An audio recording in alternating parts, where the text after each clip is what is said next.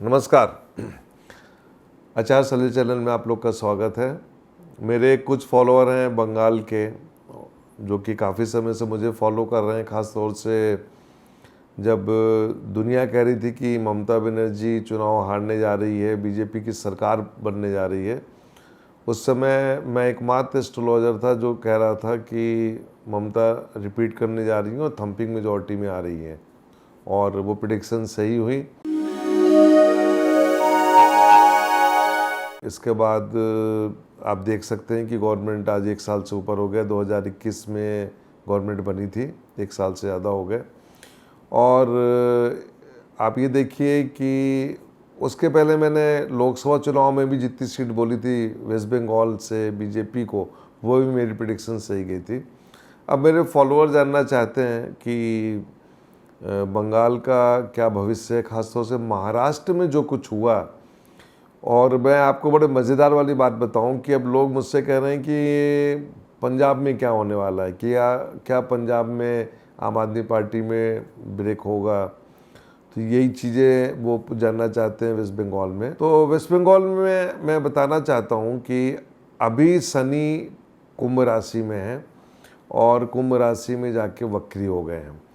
मैं यहाँ पे ममता जी की जो ओथ की कुंडली है उसको देखूँ तो शनि का जो ट्रांजिट है वो 8वें घर में है, और ये ट्रांजिट जो है वो गुरु के ऊपर है, और यहाँ से 10वां घर पकड़ में आ गया। तो और जो दशा चल रही है इस समय वो राहु की दशा चल रही है उनकी, उसके हिसाब से ओथ कुंडली के हिसाब से, शपथ ग्रहण के हिसाब से। और यदि मैं टीएमसी पार्टी की कुंडली देखूं तो टीएमसी में इस समय शुक्र की महादशा में चंद्रमा का अंतर चल रहा है। शुक्र इस पार्टी का 6ठे घर को रिप्रेजेंट करता है, और 6ठे घर को रिप्रेजेंट करके 10वें घर में बैठा हुआ है बुध के साथ में। मैंने कई बार डिस्कस किया है।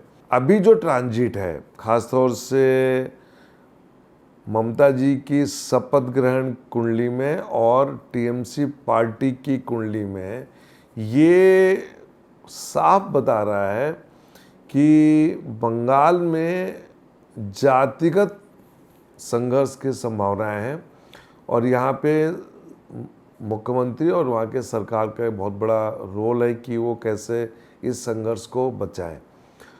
लेकिन जहाँ तक सवाल है सरकार को, तो मैं समझता हूँ कि सरकार को कोई खतरा नहीं है। सरकार तो बड़े आराम से चल रही है।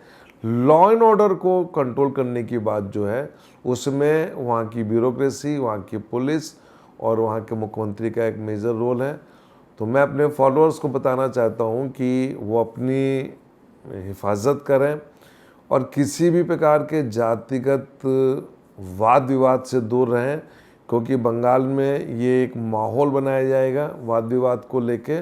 और मैं समझता हूँ कि बंगाल में यदि ऐसा वाद विवाद होता है तो वो इस देश के लिए अच्छा नहीं होगा, उस राज्य के लिए। आपको ध्यान होगा कि मैंने अक्सर बोला है कि 2022-2023 का जो साल है ये पूरे देश में एक अराजकता का, जिसको मैं सिविल वॉर कहता हूँ कि सिविल वॉर की स्थिति रहेगी। और आप देखिए वैसे ही पूरे देश में इस समय चल रहा है। हर जगह अलग अलग समस्याएं हैं।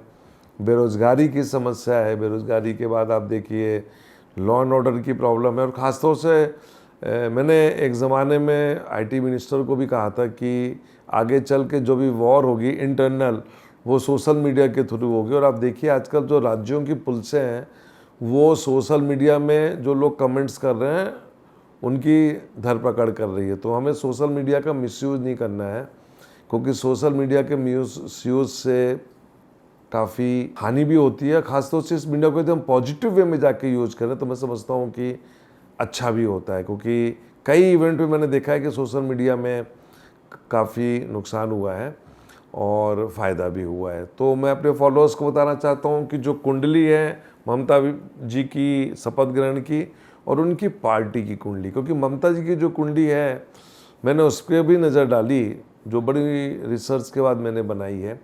और वहाँ पे जाके मैं देखता हूँ तो स्वास्थ्य की प्रॉब्लम है। स्वास्थ्य में खासतौर से नी में प्रॉब्लम आ रही है, तो उनको अपनी सेहत का भी ध्यान रखना है। लेकिन जहाँ तक सरकार की बात है तो सरकार अभी स्थिर रहेगी। सरकार को खतरा आएगा, अभी नहीं है, थोड़ा सा टाइम है अभी, और वो सब कुछ डिपेंड करेगा ममता जी के स्वास्थ्य को लेके। यदि ममता जी अपने स्वास्थ्य का ध्यान रखेंगी तो सरकार को बचा सकती हैं, नहीं तो मैं समझता हूँ कि जब शनि कुंभ से मीन की तरफ जब जाएगा तब इस सरकार को थोड़ा सा खतरा होगा, लेकिन अभी उसमें बहुत टाइम है, डिस्टरबेंस रहेंगे, लेकिन मैं समझता हूँ उसको संभाला जा सकता है। नमस्कार।